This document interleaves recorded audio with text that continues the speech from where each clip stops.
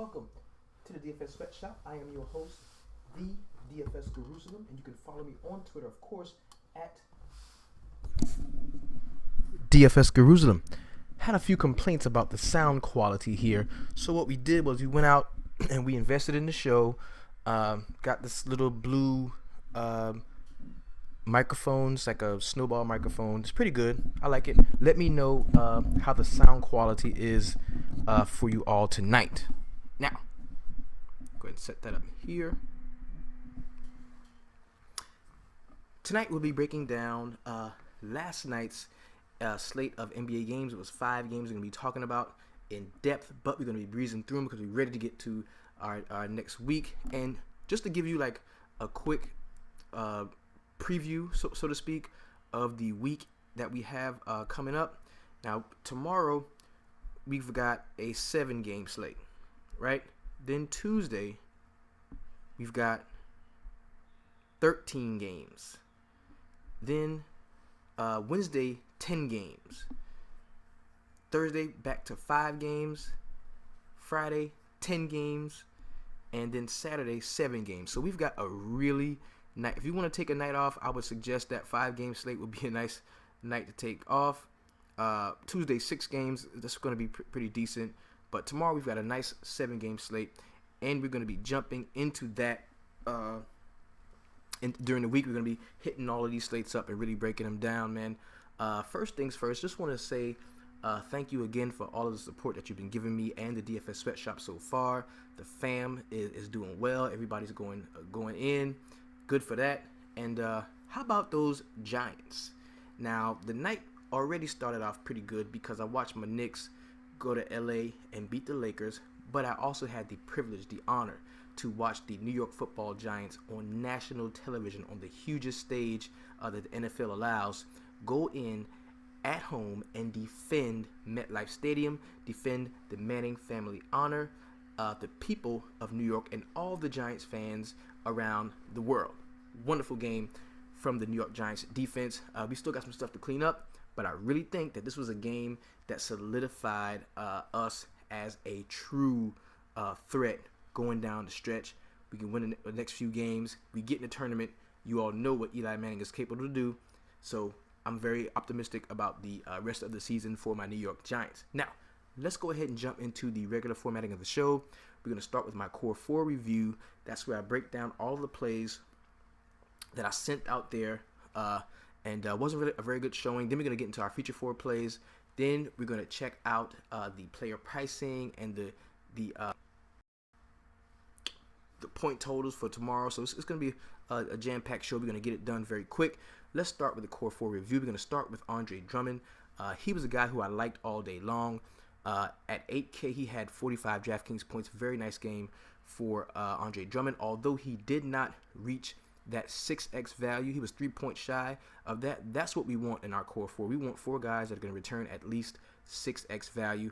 Tonight's core didn't do so well. Next is going to be his teammate, Reggie Jackson. Now, I thought that this was going to be a game where Reggie Jackson would solidify himself as, hey, I'm back. Put me in a rotation. I'm good. And that really wasn't the story for tonight. At 5.1K, still a very cheap price on a guy that's going to see a lot of run once he gets going. He only had 19.25 DraftKings points. Not a great game from Reggie Jackson. Next is going to be Andre Roberson at 4.3K. He had 15.75 DraftKings points. And my thinking in that was I wanted to get a piece of the Russell Westbrook train. We all do. I mean, the dude's a triple-double waiting to happen. We want to get a piece of that. But I didn't want to pay up that the up after 12K to roster him. So what we did was we got Andre Roberson, and it wasn't a very good showing from him. Rounding out the Core 4 is going to be Carmelo Anthony.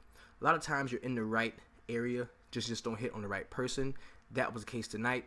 Carmelo had at 7.6K, got 38 DraftKings points. Not horrible, didn't kill you because he was 70-something% owned in most GPPs, but he did not have a very good game. Not a great game from him at all.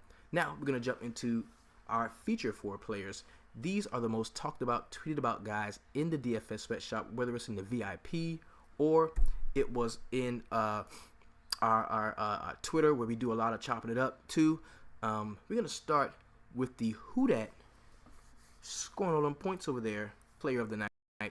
and that's going to go to TJ McConnell. Now, news broke earlier in the day, right after the Core 4 and all of that already had been released. The spreadsheets already came out. News broke, so we had to adjust that TJ McConnell was going to be starting for Sergio Rodriguez. And he went out at 3K and had 44 DraftKings points, damn near a triple-double. An awesome game for a guy, especially a guy at 3K. That was unheard of. That was excellent. Next is going to be the how did I miss that play? Now, this is a guy who we really should have been on. We should have been on this dude because we knew that E'Twaun Moore was seeing injury situations. We knew that Jrue Holiday was going to be his first game back after injury, and we knew we were going to see a definite nice amount of minutes for this guy. But we didn't get him in all of our lineups, man. And if you did, I know he took you close to the cash line. That's Tim Frazier, man. At 5.7K, he was probably one of the lower-owned guys on this slate because it was a small slate. He had 60.25 DraftKings points, an excellent game from Tim Frazier. Now, the heat check play tonight is going to go to the guy that we kind of were on the right track to getting, but we got his teammate.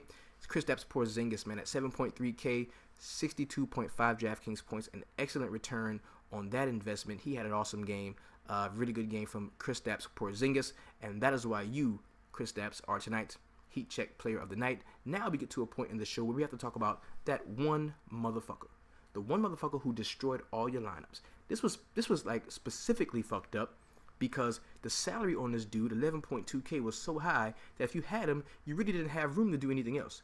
He had to ball out, and he didn't do that. I mean, at 11.2K, this dude goes out and brings you 41 DraftKings points, a horrible showing from him. The game goes into overtime, and this dude still does not even approach making value. And that's why tonight, with his motherfucking unibrow, your big 6'11" teen, size 37 shoe, young hair between over your nose ass, snowflake ass motherfucker. You a motherfucking snowflake, Anthony Davis, with your snowflake ass.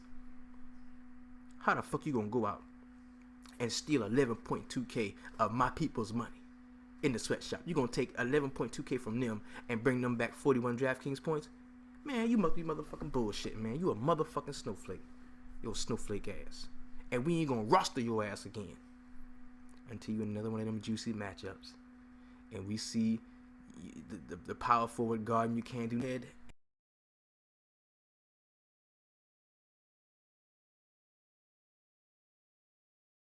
And move into a part of the show that I really like. This is where we review the point totals for tonight, and that is going to give us a clear indication of where we should invest the most money when it comes to games, right? Then we're going to move into the player pool pricing. That's going to be on DraftKings for us. That is where we can see the specific prices on guys and get that first look to see if we like them. As a matter of fact, we're gonna do that first before we break down. Before we break down all of that, we're gonna do a quick recap of last night's games, just because you got to know where you've been and know where you're going. We're gonna start in Detroit, where the Pistons were at home against the Philadelphia 76ers.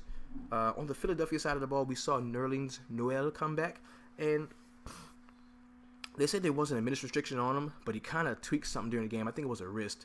And in 10 minutes, he had 8 points and 1 steal. Now, this guy is a solid point-per-minute guy. We really want him to be healthy because we want to roster him going forward, especially until that price on him creeps up. I actually think that they're going to be trading this guy soon. I can't see him sharing the court with not only Joel Embiid, who was a spectacular defensive talent and a defensive presence, but Jahlil Okafor as well. So I don't see this guy really finishing the season on this team, but we'll see going forward. Now, we're going to start, of course, with TJ McConnell, 12 points, 10 rebounds, and 9 assists with 3 steals. Excellent game from him. Like I said, he flirted with that triple-double. We saw a nice game from Robert Covington. He was very low-owned in 16 points, 7 rebounds, and 2 assists to go with 2 steals and a block. We saw a nice game from Jahlil Okafor, 14 and 9 with an assist, 1 steal, and 2 blocks. And Ersan Ilyasova chipped in 8 rebounds and 15 points to go with 2 steals. Not too much else we saw off the bench. We saw Sauce for 25 minutes. He had 10 points, 2 rebounds, and 4 assists to go with the steal. On the Detroit side, the only guy to really blow up and really help your team out was Marcus Morris, man. He had 28 points, 2 rebounds, 1 assist, and 1 block, and the ownership on him was not very high. Andre Drummond turned out a solid performance. We talked about him already. 14 and 14 with 6 steals and an assist. Really nice game from him. Tobias Harris underwhelmed in his 35 minutes, as well as the Hilliard kid. The Hilliard kid sucked. Like, he sucked. We saw a decent game, really nice game from Stanley Johnson, who should be getting more minutes. He had 6 points, 2 assists, 6 points, 2 rebounds, 4 assists, 5 steals, and 1 block. We saw from Stanley Johnson. The next game is going to be the Oklahoma City Thunder at home against the Boston Celtics. This game should have been a lot more high scoring, but a lot of shots just weren't falling, man. We saw Jay Crowder for 26 minutes. He had 18 points and 2 rebounds to go with 3 assists, 1 steal, and 1 block. Marcus Smart had a really decent game, 9 assists, 6 rebounds, 11 points, and 1 steal. Avery Bradley had a so-so game at 18 points and 4 rebounds to go with 2 assists and 3 steals. And we saw a decent game from Al Horford, 19 and 4 to go with 6 assists. Not too much we saw off of the bench outside of Kelly Olynyk with his 8 and 8 with 2 assists and 2 steals. On the Oklahoma City side, the streak of triple doubles has ended for Russell Westbrook. He went out and played 36 minutes, had 37 points, 12 rebounds, and 6 assists to go with 2 steals. Still a very good game from him, but not that value exceeding game that we look for when we spend that much on one player. Steven Adams had a nice game, 16 and 8 to go with 2 assists, 1 steal, and 1 block. Not too much else. We saw Enes Kanter score 14 and have 6 rebounds with 2 assists and 2 blocks. And we got to watch this, man. Vic Oladipo only played 9 minutes, and he had 3 rebounds. That was it. I think he's hurt, and he's hurt too. So we've got to keep an eye out on that. Who's going to be next up? I think it's going to be Anthony Morrow, and he's very cheap and somebody that we may be able to look to going forward if Vic Oladipo does see some time off of the floor. The next game we're getting to, the Minnesota Timberwolves at home against the Golden State Warriors. And this road swing is really taking a toll on the Warriors, man. They're not playing as well as they had been prior to going on this road trip, but we did see some fairly decent games. Klay Thompson, man, had 30 points and 6 rebounds to go with 2 assists and 1 block. We saw a nice game from him. Draymond Green, 18 and 5 to go with 4 assists and 2 steals with a block. Not a great game from Steph Curry, but he had 22 points, 9 assists, 4 rebounds, and 1 steal. KD disappointed in his 37 minutes. He had 22 points, 8 boards, and 5 assists. Not a great game from him. On the Minnesota side, we saw a couple of decent games, man. Karl-Anthony Towns, 25 and 18 rebounds with 2 assists. Nice game from him. Rick Rubio, not horrible, but not very good either. 8 points, 5 rebounds, and 6 assists with a steal for him. And Zach LaVine dropped 25 to go with 3 rebounds and 4 assists. We also saw 40 minutes of Andrew Wiggins. He had 25 and 5 to go with 2 assists. Decent game from him. The next game we're going to get into is the Phoenix Suns at home against the New Orleans Pelicans. Now, this game went into overtime, so there was no reason for the snowflake of the night to really do what he did to us and steal that much salary from us. But he did do that nonetheless. He played 44 minutes and had 14 points and 12 boards to go with 4 assists, 1 steal, 2 blocks. Not a great game from him. Drew Holiday, we saw him for 40 minutes. He had 23 and 3 to go with 3 assists and 2 steals. And Tim Frazier jumped off of the bench in 37 minutes and had a fucking triple-double. Went ham on him. 14, 11, and 11 to go with 5 steals and 1 block. Very nice game from him. We also saw Buddy Hield for 13 minutes. That's all he played. He started the game and only played 13 minutes. He's not ready. He's just not ready. He had 13 points. He had 9 points, 1 rebound for Buddy Hield in 13 minutes. Not a great game from him at all. On the Phoenix side, yet again, another nice game for Eric Bledsoe. He scored 32 points, had 8 assists, 2 steals, and 3 rebounds. Nice game from him. PJ Tucker, in his 42 minutes, flirted with a double-double, had 9 points and 10 rebounds to go with 3 assists, 1 steal, and 2 blocks. Nice game from him. Tyson Chandler went up and got 21 boards, man, and he scored 14 points, so we did meet that double-double bonus. 35 minutes for him, very great outing for him. We saw Alex Len for 15 minutes, and he had 6 and 4, not a great game from him. And Leandro Barbosa, in 33 minutes off of the bench, had 18 and 3. Nice game at that salary. The next game, and the last game on the slate, is my New York Knicks going to LA to take on the Lakers. Both teams started off slow. Probably my favorite play from this game, looking back, was Luol Deng. In 32 minutes, he had 22 points, 5 rebounds, 2 assists, and 2 steals. And this just goes to show you, you can roster damn near any small forward against the fucking Knicks because Carmelo Anthony does not play defense. Luol Deng looked like he just left Duke against Carmelo Anthony. He had 22 points, 5 rebounds, 2 assists, and 2 steals in 32 minutes. Nice game from Luol Deng. Lou Williams, sweet Lou, jumped off of the bench and had 24 points and 6 rebounds to go with 5 assists and 2 steals. At that price point, I don't know if that was enough to justify rostering him. I didn't at all, but Julius Randle had 17 and 10 with 4 assists. Good game from him. We also saw Jordan Clarkson for 32 minutes, and he had 14 points, 4 assists, and 4 rebounds. On my New York Knicks side, O'Quinn was out. So I instantly like Hernan Gomez, and he was a pleasant surprise, man. In 19 minutes, he had 6 points, 12 rebounds, 1 assist, and 2 blocks to go with a steal. Nice game from him. Kristaps, the Heat check player tonight, had 26 points, 12 rebounds, 2 assists, 1 steal, and 7 blocks. 7 blocks, that is fucking huge. Awesome defensive game from Kristaps Porzingis. Carmelo Anthony disappointed in his 37 minutes, had 13 and 8 to go with an assist, 3 steals. Not a great scoring game for him.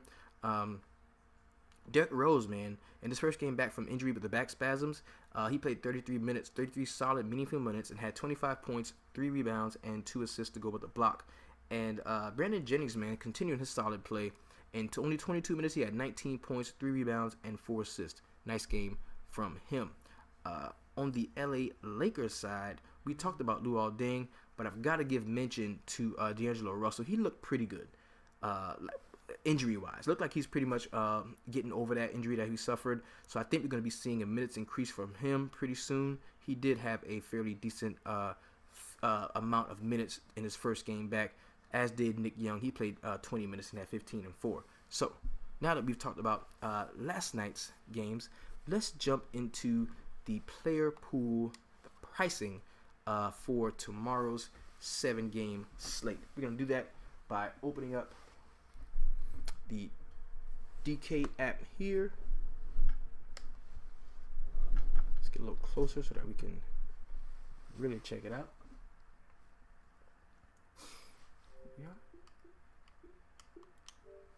And the reason why we do this is because we want to go ahead and get that player pool going. The goal, once the lineups are done, once we're done, the goal is to go ahead and start working on the next phase in our lineup building. And as you can see, I already got to start here, and that's what we're gonna do. We're gonna work on the next phase of lineup building. What we do is we go ahead and look at all of the players on the next slate. That way we can get an idea where they are as far as pricing. I'm gonna go to all. Okay. Nice. Now, as we can see already, something jumping out to us. Let me get out of the way here. Something jumping out to us already. We're gonna see James Harden is the highest price guy on the slate. We got James Harden here at 11.4K. That's not a very bad price on James Harden at home against the Brooklyn Nets. Now, the Nets are a very scrappy team, and I can imagine the point total is kind of high, but I'm not so sure yet on my first glance that I would subscribe to this game just totally being a blowout. So that, to me, puts James Harden in consideration. At 11.4K, going up against this defense, I think we really can see a nice game from James Harden, maybe a nice triple-double, a big triple-double, 30 points, 10 rebounds, and 16 assists, something like that, to really justify him, being what. Didn't I said Julius Randle would get 17 and 10? I said that on the last show, and he did that. Damn. All right. We've got DeMarcus Cousins at 10.9. I love him for 2 reasons. Number 1, it's Boogie against the Lakers. Number 2, he is in the late game. I don't care what anybody says. People don't roster the late game players as frequently with the same ownership as they do the early games. They just want to see their money now. So I like DeMarcus Cousins. He is probably one of my favorite plays on the slate against the Lakers. I love DeMarcus Cousins tomorrow. You got Giannis Antetokounmpo at 9.8, John Wall at 9K. I don't really like that very much against Miami. But see, John Wall is one of those talents that it doesn't matter the matchup. He's matchup proof. If he wants to go out and ball, he will. But we've got some better plays, I think, on the slate. Chris Paul, I love him tomorrow in LA against Portland. I love him. I actually like Dame Lillard as well at 8.6. I think that's going to be a really nice play. Blake Griffin, he's questionable. We need to find out what's going on with him. If Blake Griffin doesn't play, you can fire up Chris Paul and DeAndre Jordan all day long. Hassan Whiteside is definitely in play at 8.4. I like that. I like Paul George at 8.3 against Charlotte at home in Indiana. Kyle Lowry is definitely on my radar at 8.1. I do not like DeMar DeRozan at 7.7. Kemba Walker is questionable with a knee, but he says he's going to play.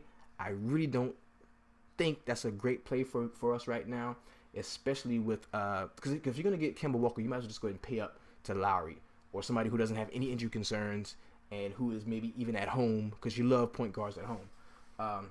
Sweet Lou Williams at 7.4. That's too much for me. I can't do it, not even against Sacramento. CJ McCollum at 7.3. I don't like that as much as I like Dame Lillard, but I like him.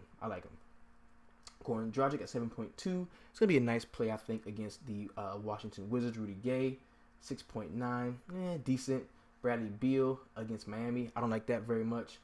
Brook Lopez at 6.6. I don't like that very much because if the game does blow out, we're not going to see the full allotment of minutes from Brook Lopez. I don't like that. Nicholas Batum, 6.6. He's in play, but I don't like him as much as I would if this were a home game for them. DeAndre Jordan, of course, he's going to be in play as long as Blake Griffin is out. But if Blake Griffin plays, I don't like DeAndre Jordan. Will Barton, you can try it. I don't like Will Barton. He doesn't do enough in the other stats for me to like him. D'Angelo Russell, of course, we got to keep an eye out for those minutes. Make sure they're not going to be still limited, which I think they will be. So that puts D'Angelo Williams out of play for me. Julius Randle is definitely in play against Boogie at 6.3. These are Kentucky guys. When they get together and they play, it's like a really fierce rivalry, and they ball out against each other. They really do. Wilson Chandler is still questionable, but we need to find out about him because if he's playing, I do like him against Dallas. Jabari Parker at 6.2. He's in play, but I will only have him in lineups where I have Giannis in it already. Jeff Teague is going to be a sneaky play tomorrow, too, because Kemba is not really that great on defense. I mean, they play better team defense at home. I think on the road in Indiana, I think we can go to Jeff Teague. People are going to see that 5, that red DVP, and they're going to shy away from Jeff Teague, but I kind of like him tomorrow. Harrison Barnes at 6.1. Danilo Gallinari is not that great of a defender, so I think you can lean Harrison Barnes if you like. Martin Gortat against Whiteside, no, I don't want that. Otto Porter, I don't like that either. We're going to see Kelly Oubre steal some minutes from him. Nikola Jokic, I love Nikola Jokic tomorrow against the Dallas Mavericks. I don't know if he's not going to be seeing Bogut. He's going to be seeing some guys off of the second team because I know Salah Mejri should be starting, but it doesn't matter. I like Jokic tomorrow. Deron Williams is going to be a decent play, I think, against the Denver Nuggets. Danilo Gallinari is another play that I like. I think I'm going to be stacking Denver some tomorrow, too. Miles Turner, not so much against Charlotte. We can definitely attack Charlotte on the boards, but I think at 5.7K, there should be a cheaper option on this team that we can use to get the rebounds, or another option that's going to score more in Paul George. So I wouldn't go Miles Turner. I would go Paul George or Thad Young. I think he turned the corner and is going to be playing well. Thad Young, speaking of. Trevor Booker at 5.6. I don't like him that much. I don't like him at all, really, against Houston. Deion Waiters is out. We need to check that. Make sure he's still out. Wesley Matthews has been shooting very hot. I don't like him very much, but I can see why you'd want to roll with the hot hand because he's been playing very well lately. Tyler Johnson, 5.5. Guess he's in play against Washington. Mason Plumlee, he's always in play. He has really good games against the Clippers. He really does. And if you like Dame, I would suggest that you take a shot on Plumlee here. Eric Gordon, if this game does blow out, we're going to see a lot of Eric Gordon off of the bench, and he can have his way with the Brooklyn second team, I think so. So I like him tomorrow. Sean Kilpatrick, I don't like him very much at all. Trevor Ariza is a no for me. Markieff Morris is a no for me. Jordan Clarkson is in consideration, but I probably won't have very much of him. I like Clint Capella, of course, young guy, player that they're still developing. If I got James Harden, I'm gonna get a piece of Clint Capella. I like him. Jonas Valanciunas, not so much. Patrick Beverly is somebody who I really like tomorrow too. We talk about stacking Houston, man, and you can really use Patrick Beverly at 4.9. I like him. Darren Collison at 4.9, decent play. You've got Jameer Nelson at 4.9. Darren Collison, he likes to hit the chicks, so I don't really like him too much tomorrow. Jameer Nelson at 4.9. I don't like him. Thad Young at 4.9. I really like him tomorrow too. We've got Maurice Harkless at 4.9. That's decent. Powell 4.8. That's decent play. Ryan Anderson, no. Greg Monroe, no. Wayne Ellington, maybe. Ingram, no. Norman Powell at 4.4. I believe tomorrow we're going to see, what's his name? We're going to see Damari Carroll again, so no Norman Powell for me. Jamal Murray, 4.1. This dude is stinking up the joint, and the price is still around 4K. This dude should be somewhere close to 3.5, but I think it's because people keep rostering him, and that drives up the algorithm to where the price still stays very similar to what it was when he was playing well. Marvin Williams, I like him tomorrow in that game too. MKG is a no. Cody Zeller, that might be a decent play at 4.3, going up against Miles Turner, who I really do not like. Nurkic, no. Bojan is a really nice play, I think, because their only hope to be in this game is for him to have a good shooting night, and he shoots with so much regularity in this offense that I think that he can really make a dent. I like him. Plus, I don't see the ownership being very high. I think people are going to stay away from the Brooklyn side of this game when I think it's actually a gold mine when you look at Bojan Bogdanovic. And if you think the game is going to stay close, you can go with Brook Lopez. All right. So we got Pat Patterson here. Monte Ellis, who's questionable. He is a no. If he is out, if Monte Ellis is out, I think you can fire up CJ Miles. I like him. Sam Decker at 3.9 could be a play in a blowout to get some scrub love. There's CJ Miles there at 3.9. That's a good price on him. Rodney McGruder is a no. Marcelo Huertas, no. Mike Beasley at 3.7. Glenn Robinson the third, no. Joe Harris at 3.6. That's a good play in the blowout too. If you think this game is gonna be a blowout, you can definitely roster some Brooklyn guys, and they will make value. The prices are so cheap on them. Jeremy Lamb at 3.6 can be a decent play off of the bench. Luol Deng 3.5. Solid Measure 3.5. Stuckey at 3.5, maybe a decent play. Austin Rivers gonna be out tomorrow. Kelly Oubre 3.4. Isaiah Whitehead. So we've got some pretty decent plays on tap for tomorrow. Let's go ahead and jump into the point totals for tomorrow. We're going to start with the Charlotte Hornets going to the Indiana Pacers. This is a nice point total. It's a 212 point total with the Indiana Pacers, the home team, being the home favorite, giving up 2 points to the Charlotte Hornets. So we've got a close game. Let's decide where is the pace going to start. The pace is going to be dictated by the best player on the floor, and tomorrow I think that's going to be Paul George. So that is a up-tempo, fast-paced, transitional offense with a lot of possessions back and forth. That's what I see in this game. So that immediately makes me like Paul George, like we talked about already, and I like Jeff Teague. Of course, Kemba gets consideration, but anytime somebody who is that dependent on his legs and quickness has an injury, it's automatically a definite sign for caution, to take cautionary measures. So I don't think I'm gonna have I have little, if at any, exposure to Kemba tomorrow. That definitely opens up the door for people like Marvin Williams and Nick Batum for me. Now, it says Indiana hasn't been very good against shooting guards or small forwards, and that's because we saw a few games without Paul George in there, because he's a really good defender. So I don't know how heavily I'm gonna lean on Nick Batum, but I think he's definitely in play. And my favorite play from this game is going to be Paul George and Thaddeus Young. I love Thaddeus Young in this game. I think he's going to go out and he's going to get a really cheap double-double at that 4.9K. That's something that we can definitely look forward to from him tomorrow. The next game is going to be a 205.5 total with a -1 point differential. It is the Miami Heat at home with the Washington Wizards coming to town. The Wizards are giving the Heat 1 point. Miami is a home dog. I immediately like Hassan Whiteside in this game. I think he's going to have a really good showing out.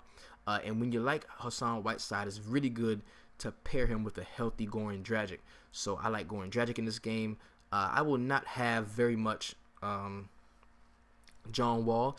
Just because he's such a good player, I'm going to have him in a spot or two. But I really don't see myself being overweight, being more heavier than the field on John Wall. Because this matchup against point guards is just never really good when it comes to the Miami defense. They play so slow, and the pace is not one that you would like. Even though a lot of times the pace is determined by the best player on the floor, I think tomorrow Hassan Whiteside has a shot at being the best player on the floor. That's going to be a slow down, grind game. I do not like John Wall very much tomorrow, as well as anybody else on the Washington Wizards side. So I will probably be staying away from a lot of the Washington Wizards tomorrow.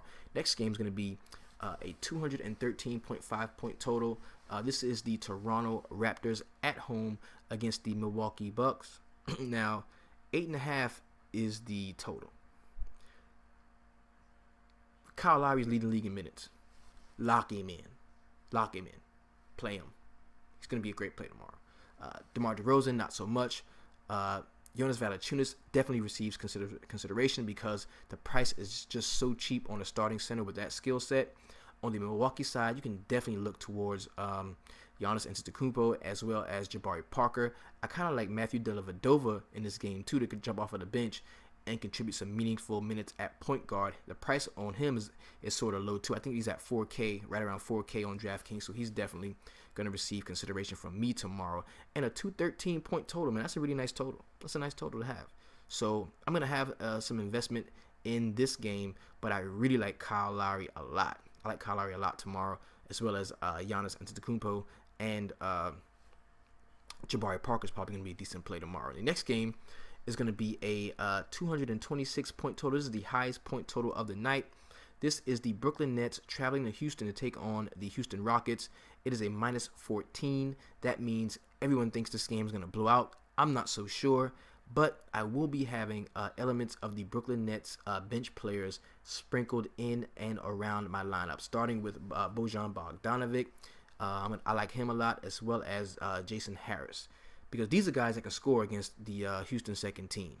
Also, on the Houston bench side, I really talked about that. I like Eric Gordon. James Harden is probably going to be a decent play. I like him, too, to return value tomorrow. Because if the game is going to blow out, you might as well roster the guy that's going to do the blowing out. And it's going to be James Harden. I like him. Clint Capella is going to be a decent play tomorrow. I like him a little bit. This is a very tasty game. It's the highest point total, so of course it's going to be. But not too much I like as far as the starters go on the Brooklyn Nets side. The only guy that I maybe can roster with enough confidence to get him in more than one lineup is going to be Brook Lopez, going up against the young boy Clint Capella, because he is a very savvy veteran player, Brook Lopez that is. So I think he can have a decent game too. The next game we're going to get into does not have a point total released yet for it. Is the Denver Nuggets going to the Dallas Mavericks, and some injuries are keeping this from having that point total. We've got injuries to Wilson Chandler we need to check on to make sure he's going to be playing. Of course, we know Dirk Nowitzki is going to be out. We know Seth Curry is going to be questionable. We know Salah Mejri is probably going to be starting. I want no piece of him. I love the Denver side of this ball. I'm gonna have a few Denver players in a few spots. If Wilson Chandler is out, I love Danilo Gallinari. I love Nikolai Jokic, of course. We're going to see a little bump in minutes, of course, to continue for Will Barton. You can take a chance on him, but he just doesn't do enough in the peripheral stats to justify that salary for me. I think there's other places I can go at the shooting guard or small forward position. On the Dallas side, Danilo Gallinari is not a great defender, so of course Harrison Barnes is going to be in play. Darren Williams is going to be in play against the undersized Moutier and or Jameer Nelson. Jamal Murray is not in play for me. That dude is not very good. He had a couple good games. Price went up. Everybody went crazy over him. I never really did. If Wilson Chandler does play, though, that's going to change a little bit of the roster construction for me, because I will like Wilson Chandler against the Dallas Mavericks. Dallas is at home, so I can envision them being a home dog, which means they're going to get that home bump from me because they're at home, and it's going to be a closer game than I think the Vegas spread will imply. The next game on the slate is going to be the LA Clippers at home against the Portland Trail Blazers. This is a 217.5 point total, with the Clippers giving up 9.5 points. We've seen Dame have some Dame games against the Clippers. Most of them are at the Moda Center, but he has gotten off against them at home. And I do like Dame tomorrow. I think just because he's going to see Chris Paul defense, the ownership is not going to be as high on him as it should be. And I think that he can definitely separate you from the field in a tournament, because the ownership is going to be around 15% or less. And that's pretty good, especially on a shorter slate. This is not like a 10-game slate where everybody's going to be 10% or 15% owned. I mean, we're going to see some guys going to be 30, 40% owned tomorrow. And I don't think that Dame Lillard's going to be one of those guys. So I will definitely have him in a few of my roster builds. We look at CJ McCollum. He's definitely in play. You can be seeing on the outset, it's going to be seeing JJ Redick defense, which is whatever. We know the coach's son is not going to be playing, so we're probably going to see a little more Jamal Crawford than we normally would. So I definitely like him, especially if this 9-point differential turns out to be true. I definitely like Jamal Crawford. If Blake doesn't play, we talked about this already, you can fire up your Chris Paul and DeAndre Jordan. They play much better off each other than Chris Paul and Blake do. So I definitely like him. You can look to Maurice Spates to jump off of the bench quicker if Blake is out, but I wouldn't really bank on that. And on the Portland side, Mason Plumlee has good games against them too, and I think you can look to Mason Plumlee if Blake Griffin is not playing. He's gonna be able to play well, get some assists at the top of the key, maybe knock down a couple of the elbow jumpers, and do some light rebounding work too. So I like Mason Plumlee in this game as well. The last game on the slate is going to be the LA Lakers at home going to Sacramento to take on the Kings. Boogie right now is probably my favorite play on the slate and my surest star lock, I believe, because he always has great games against the Lakers, and that him and Julius Randle, they're Kentucky guys, and they always mix it up, man, and take it a little further than the game when they play.